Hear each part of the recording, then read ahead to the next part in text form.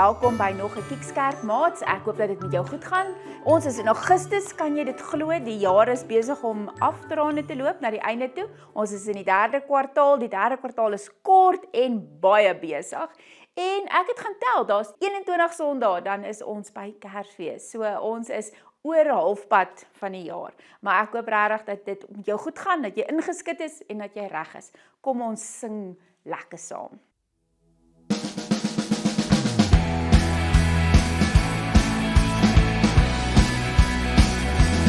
Dis so lekker om die Here te dien. Dis so lekker om die Here te dien.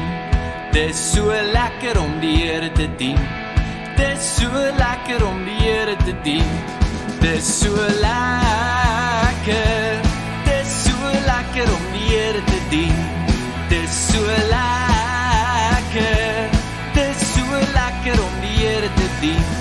Dis so swaar om jou laste te dra. Dis so swaar om jou laste te dra. Dis so swaar om jou laste te dra. Dis so swaar om jou laste te dra. Dis so swaar. Dis so swaar om jou laste te dra. Dis so swaar. Dis so swaar om jou laste te dra. Maar dis so lekker om die Here te dien. Dis so lekker om die Here te dien. Dis so lekker om die Here te dien. Dis so lekker om die Here te dien. Dis so lekker. Dis so lekker om die Here te dien. Dis so lekker. Dis so lekker om die Here te dien. Dis so lekker om die Here te dien. Dis so lekker om die Here te dien.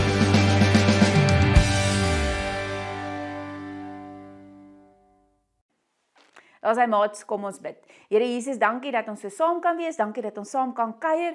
Here, die jaar is besig en vol en aan die gang. Dankie dat U vir ons lief is en dankie dat ons deel kan wees van 'n gemeente en dankie dat ons hierdie Kikskerk ook aanlyn kan kyk vir watter rede ook al. Seën ons saam wees vir hierdie paar oomblikke en mag ons vandag iets leer. Ons bid dit in Jesus se naam. Amen. Dit is 'n voorreg om jou te groet in die naam van die Vader en die Seun en die Heilige Gees. Amen. Maar ek wonder of jy al met vuurhoutjies gewerk het. Ja, jy mag nie eintlik nie, ek weet, maar dalk het jy al iewers 'n kers aangesteek of so iets gedoen. Nou weet jy, as jy net na die vuurhoutjie kyk, dan lyk dit of dit net 'n dooie ding is. Jy kan eintlik niks daarmee doen nie. Maar as jy aan die ander kant het en jy maak grts, dan kom hierdie vlammetjie uit en dit is hierdie wonderlike vlammetjie wat daar gebeur. So iets wat blyk asof dit dood is, kan iets lewendigs voortbring. Nou, Scott Erickson het 'n skets geteken of 'n skildery geteken van hierdie vlammetjie, hierdie vuurhoutjie met 'n babietjie in die binnekant. Dis daar op die skerm is die prentjie en dit simboliseer iets wat dood is wat lewe kan voortbring. En ons gaan vandag so 'n bietjie dink oor iemand wat moedeloos is, wat nie gedink het daar's meer hoop nie en ewe skielik kom draai God hierdie situasie om. Ons gaan vandag kyk na 'n verhaal uit die Ou Testament. Hanna se verhaal, Hanna wat gebid het, Hanna wat swaar gekry het. En ons lees hierdie verhaal in 1 Samuel 1 en ek het reeds vir julle gesê dat dit in die Ou Testament is. Maar kom ons bid voordat ons die Bybel lees. Here Jesus, dankie dat ons die Bybel het om te kan lees. Mag ons vandag uit hierdie verhaal van 'n regte mens met 'n regte probleem iets leer ook wanneer dit met ons swaar gaan en hoe ons daarmee te werk gaan sodat U ook vir ons kan help. Amen. Maats, Hanna was getroud met Elkana. Nou in die Bybelse tyd het dit 'n bietjie anders gewerk. Mans het meer as een vrou gehad en hoe dit gewerk het, Elkana het 2 vrouens gehad, Hanna en Penina. En hulle het elke jaar opgegaan na die tabernakel toe. Daar was nog nie 'n tempel nie in Silo en dan het hulle gaan bid. Dit was die reël gewees. Jy het eenmal 'n jaar gegaan, jy het jou offers gebring, jy het gaan bid, jy het die hoofpriester gaan sien. Op daardie stadium was die hoofpriester Eli en dan het hulle daar aanbid en huis toe gegaan. Nou in hierdie gesin het Penina het 'n klomp kinders gehad en Hanna het geen kinders gehad nie. Nou in die Bybelse tyd, in die Ou Testament veral, was dit nog hulle gesien as 'n krisis. Mense het geglo, as iemand nie babietjies kon hê nie, 'n vrou nie swanger geraak het nie, het die Here haar gestraf.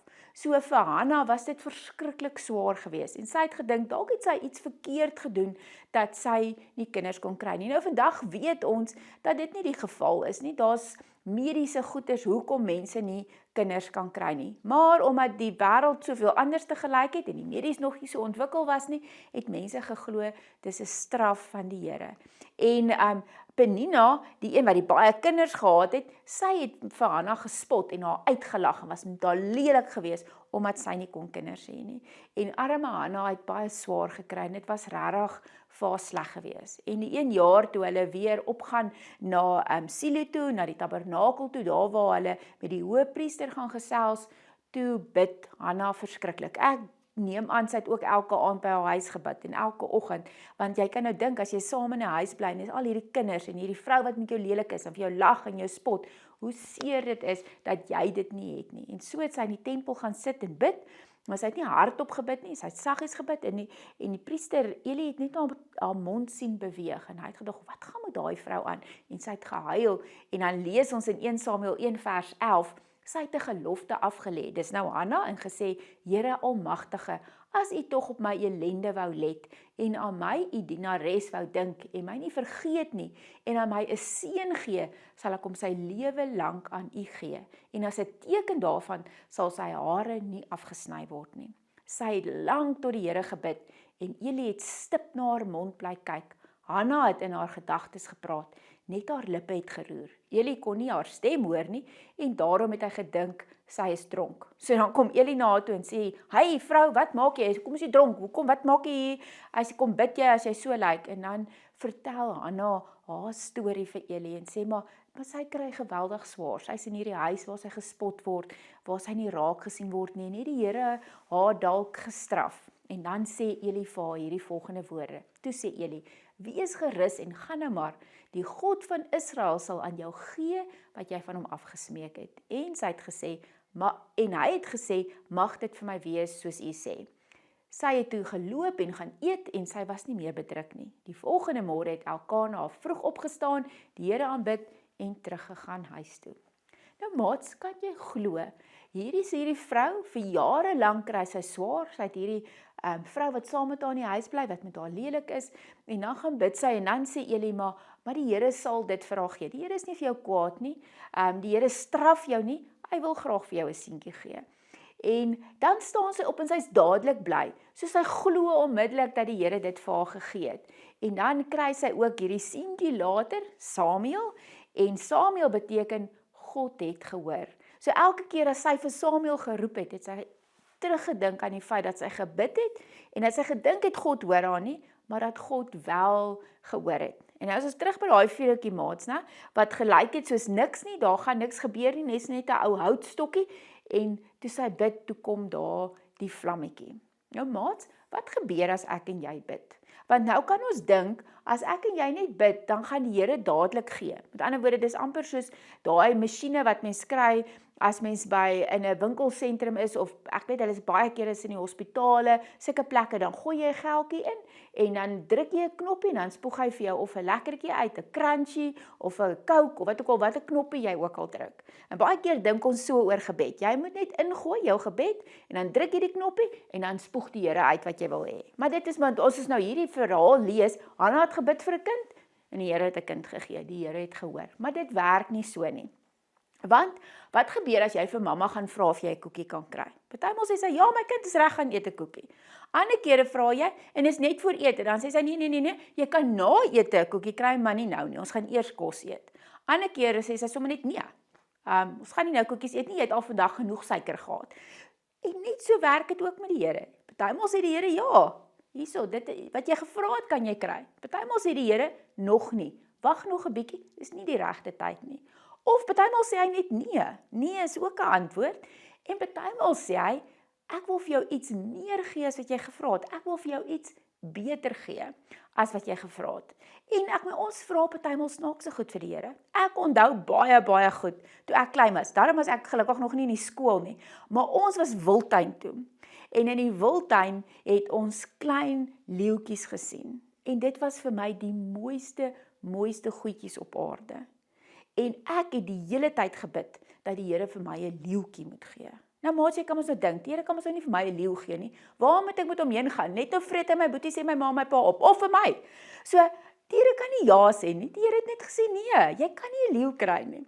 Nou, as ons groter word, bid ons partymal ook vir sulke goeders, en ons dink, ons vra vir die regte goeders, maar die Here weet hoe ons lewe lyk, hy weet hoe dit uitwerk, partymal weet hy, dit wat jy vra, is nie noodwendig realisties, of 'n goeie ding vir jou op daai tyd nie. So daarom moet ons weet, dat die Here partymal sê ja, partymal sê hy nee, partymal sê hy wag nog 'n bietjie, partymal sê hy, ek het vir jou iets beter. Later het my pa vir my 'n corgi hond gekoop, sy naam was MacGyver, en dis die beste ding wat ek ooit gekry het, is daai hond. So, nie 'n leeu gekry nie, maar die Here het my iets baie beter gegee, my eie hond wat by my op die bed kon slaap en wat my nie opgeëet het nie.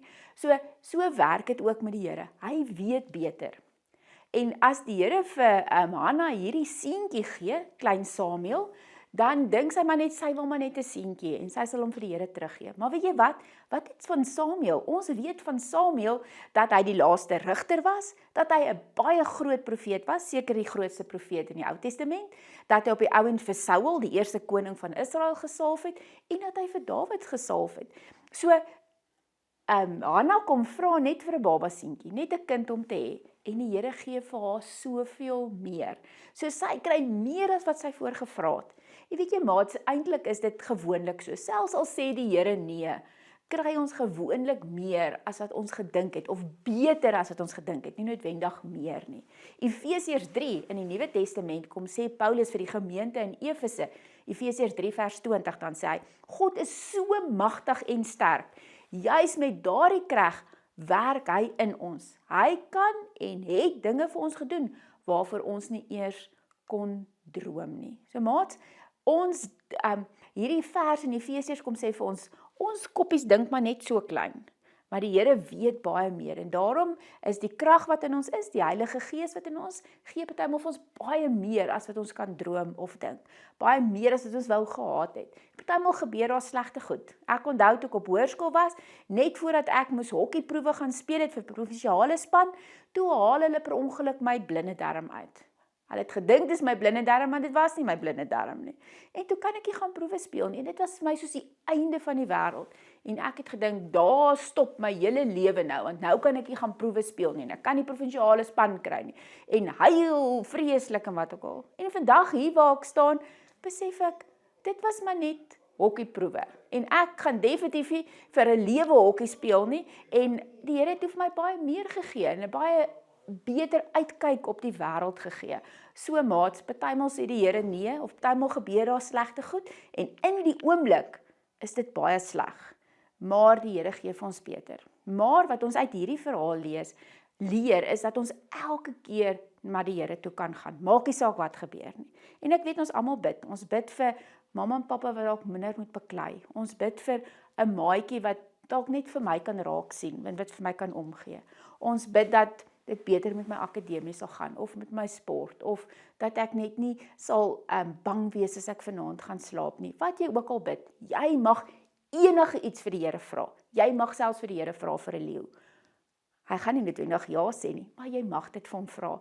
Want soos ons vra, is die Here ook besig om met die Heilige Gees wat in ons is, met ons te werk en vir ons te leer en vir ons te laat sien. So maats, bid vir enige iets, net waarvoor jy wil, maar weet ook dat die Here soms kan sê, nee, of wag nog 'n bietjie, of ja, hier is dit wat vir jy gevra het. So kom ons bid, en dan weet ons dat die Here hoor. Onthou, Samuel beteken, die Here luister, die Here hoor as ek bid. Kom ons bid saam. Here Jesus, dankie dat ons enige iets vir U kan vra. Dankie dat ons weet dat U vir ons lief is. Dankie dat ons weet dat U vir ons omgee. Here, U gee vir ons partymal baie meer as wat ons voorgevra het, meer as wat ons kan droom.